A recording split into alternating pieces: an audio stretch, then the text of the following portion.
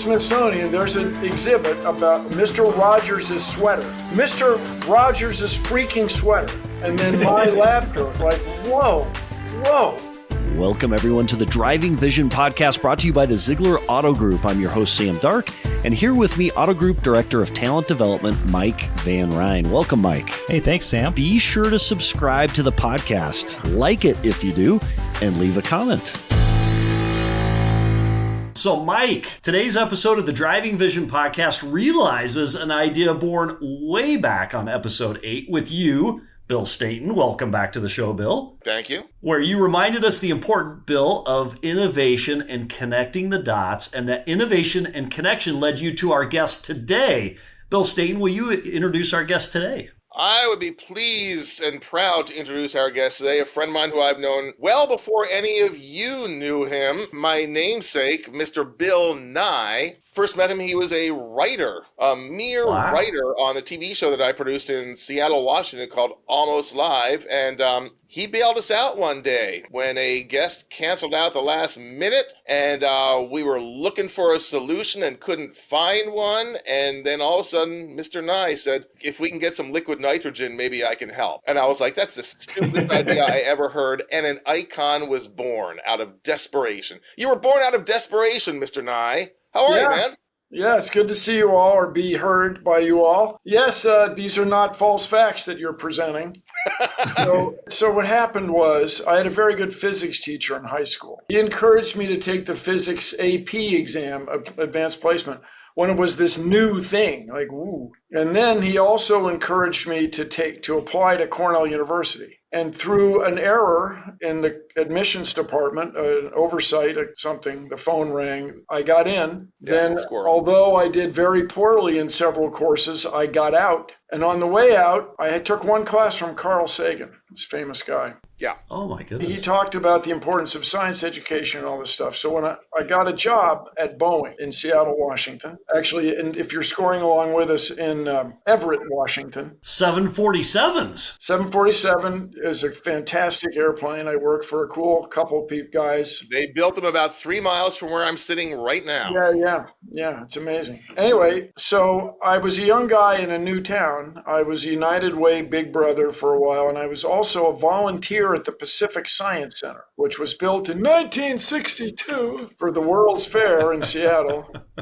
And so what I would do on Saturdays, mostly Saturdays, sometimes on Sunday, is break stuff with kids and pour liquid nitrogen around. And so it was fun for me. But then along the way, like a very few other people in Seattle, really, I won the Steve Martin lookalike contest. I did not. It's unmistakable, really. Congratulations. I think it was good for the competition for Warner Brothers Records ultimately. But the guy who won, speaking of ultimately, was from Nashville. He played the banjo. He's like the real deal. I'm sure that's what kicked it in for him. So I started submitting jokes to this show that Bill was producing. And then one week, the story varies whether it was Geraldo Rivera or Rita Jenrette, who was this wife of a Congress. Oh, no, it wasn't her, because she actually was on the show once. Yeah. Oh, but didn't she delay or something?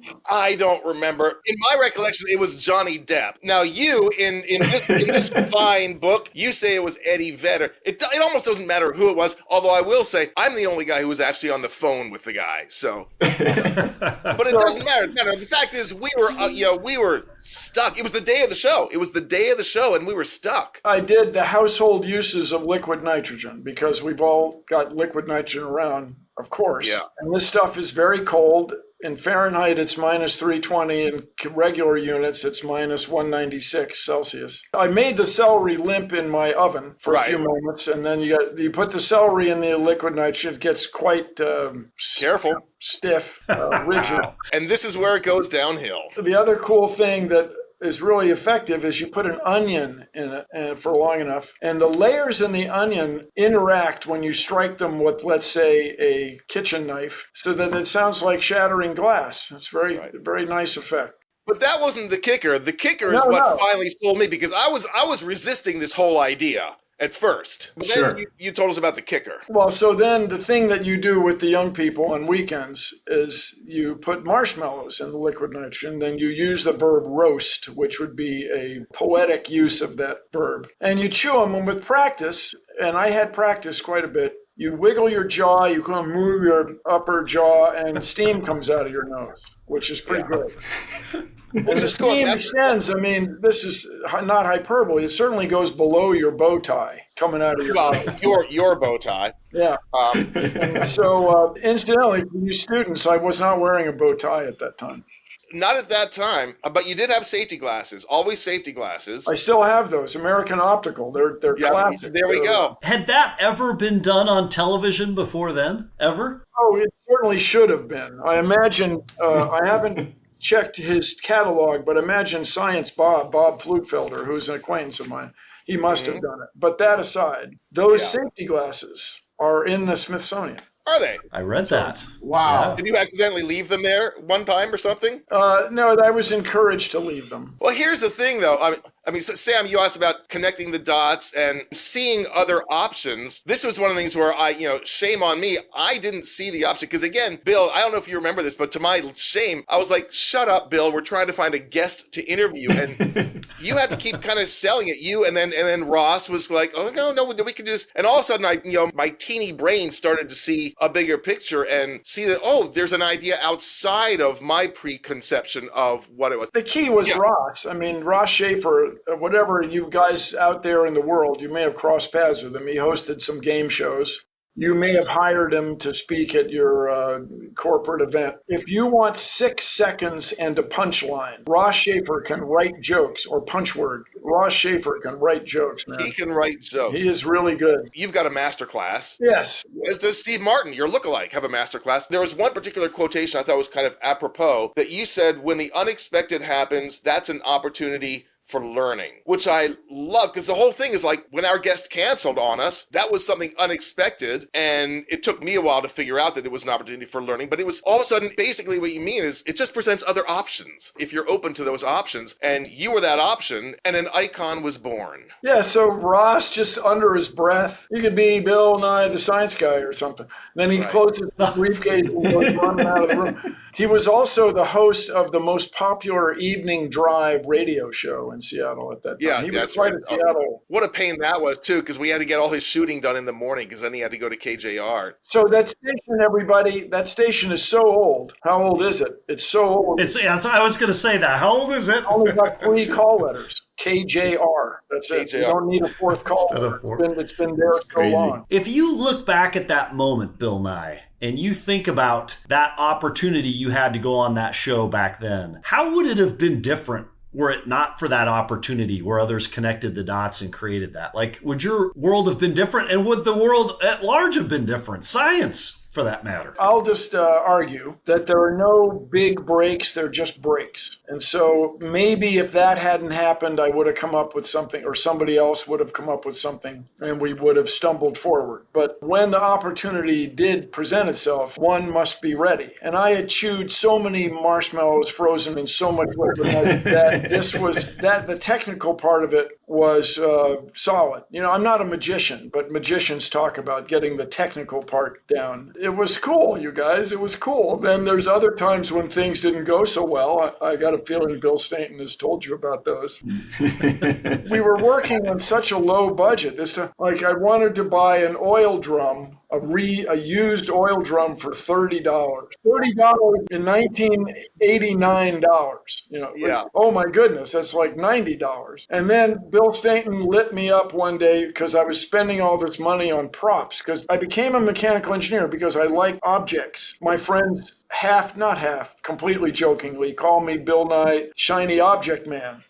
And so I like objects. So we had what comedians derisively refer to as prop bits. Right. We had a lot of prop bits, and I often was charged with making the props. And I developed a very good relationship with this carpenter who worked in the building. And this is the old days, you guys. So Seattle is the 13th television market, but it's still a pretty big market. Yeah. When there are only 3 television stations and sort of maybe 2 UHF stations, a public broadcasting and a independent, maybe sort of, for those people who happen to have the antenna. Anyway, in those days, the building had 2 full-time carpenters that would build sets and paint things and get stuff done. And so I had a very good relationship with this guy, Bob DeShano, and Larry, his buddies. Larry, that's Larry. And so I was making stuff all the time. And more than once, Bill Stainton said, well, you're spending all this money. You can spend $30. That's funny. Yeah. That's great. Yeah. Bill, as a former elementary educator, a science teacher, and a principal, I got to tell you, man, you had the longest running educational TV show in the country. Congratulations. And I'll tell you what, science rules, man. We loved you, and you were an integral part of our kids' education and so many lives out there across the world. Well, thank you. Put my heart and soul in it. So Seattle, at that time, the show that Bill Stainton and I worked on was part of this coming of age of Seattle. Starbucks. Then everybody heard about Nordstrom, not just Seattleites. But more importantly, I guess, for cultural reasons, was Soundgarden, Pearl Jam, there's the band Mudhoney. Yeah. All these bands. And the host of the show after Ross, John Keister, knows all these guys. He knows them all personally. And the Seattle Mariners beat the New York Yankees in a playoff. And Seattle was coming of age, and this show was, the Science Guy show was part of it, as Almost Live was. And you guys all know, well, maybe you never saw it. You all know Joel McHale. He came from this show, for example. He was my intern. Yeah. What I'm driving at is we were able to hire a bunch of young people who were just go-getters. And Joel McHale would be one of them. I mean, just people that just wanted to do something cool. And so Almost Live won how many local Emmys, Bill Stainton? Over 100 collectively. Over 100. And I'm still very, very proud of my first so-called local Emmy, which was about liquid nitrogen. Was that your first Emmy? I didn't know that. Yeah. Oh, it's like, what am I doing here? Yeah. Oh, wow. Cool. What do I wear? Oh my God. I would have thought maybe it would have been for, I don't know, Bill Nye is William Shatner or something like that. That was much later, of course. That was an amazing bit. That was a good bit. Bill, what was one of your most memorable episodes that you shot for the kids? Bill Nye, the Science Guy. Every show has something in it that I think is cool. Yeah. Getting a ride in the Blue Angels, the Air Force, the U.S. Navy. I'm going to get a lawsuit.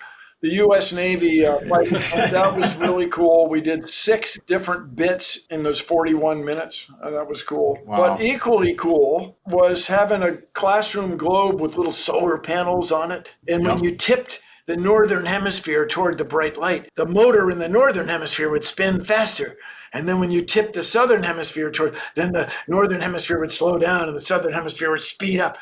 And I just loved that bit. It was just like, that's why we have seasons, man, is the Earth's tilt. Yeah. That's really neat. I got to tell you, my personal favorite was Simple Machines with catapults. And our classroom, we made Simple Machines, and we had a contest on which ones could launch the farthest. So I'm all for deciding there are 3 types of Simple Machines, the wheel and axle, but just that what you're able to do is have a relationship between force and distance. That's what I want people to get out of that show. You make a longer lever, you move it a longer distance to produce more force on the other end. Back to you, Bill Stainton. Well, there's 2 things about your show that I want to point out. First of all, I still get residual checks because I was on your show a few times. It's now down to 8 cents a year. 8 cents a year. Which, by the way, Bill Nye has put me into a higher tax bracket. So, you and I need to talk about it. Are we on video? Yes. We are. Yes. We are. Oh, wow. Even you?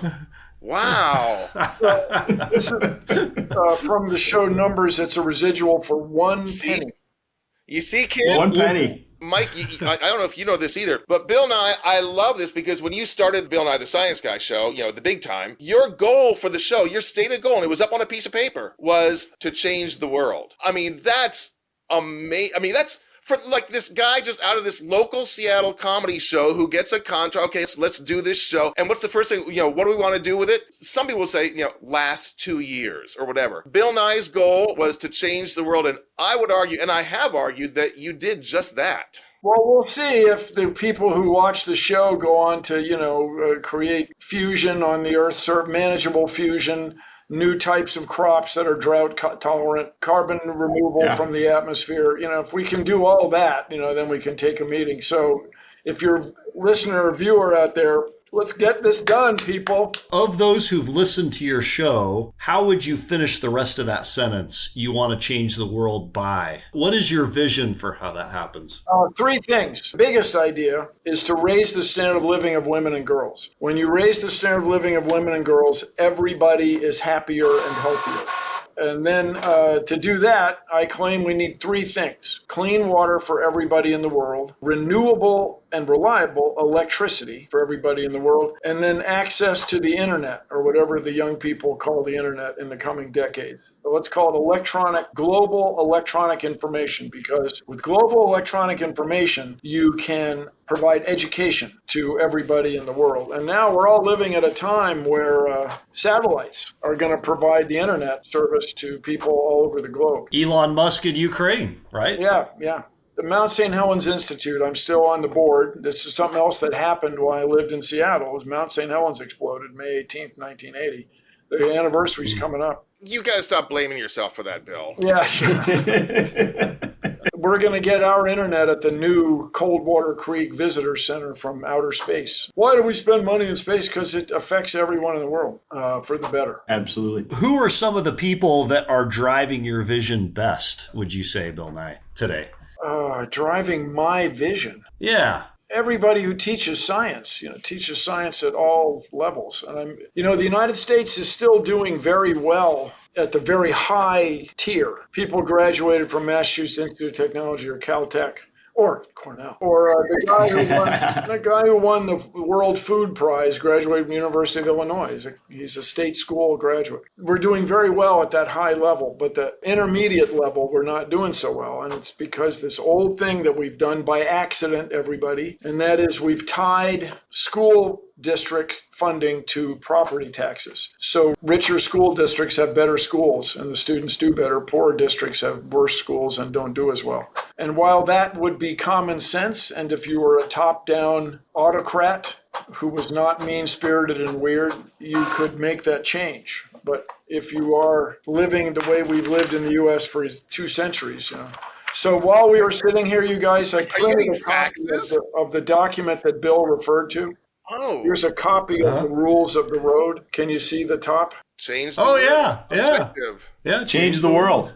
And so this document, That is incredible. this document is so old. How old is it, Bill? So old. If you look at the revision dates, they all have the year in just 2 digits. Because back in the 1990s, no one thought the year 2000 was ever going to happen. It was like, Right. There's no such thing. That's so far in the future. That's like accepting an invitation to a party that's going to be 5 months from now. Well, I'm never going to have to go to that thing. That's never going to happen. A copy on the original stationery, the original gray stationery, is in the Smithsonian also. Of course it is. No, but That's amazing. Let me just tell you, it is a heck of a thing. Go to the Smithsonian, there's an exhibit with Mr. Rogers' sweater. Mr. Rogers' freaking sweater. And then my lab coat. Like, whoa. That's got to be surreal. How does a science guy comedian end up with Mr. Rogers? That's the amazing thing of your journey, is it not? So we also benefited from the bleeding heart liberal coastal elite crazy idea of having children's television be educational instead of just, as it was before, just for selling toys. It sold a lot of toys for a long time. And hilarious. Thank you for your time today. We appreciate it. Thanks to Bill Stainton, Bill Nye, and Mike Van Ryn for joining this week's episode. A special thanks to you, our weekly listener, for supporting the podcast by continuing to listen to the Driving Vision podcast on Apple, Google, Spotify, YouTube, and everywhere this show is available. Until next week, how are you driving vision today?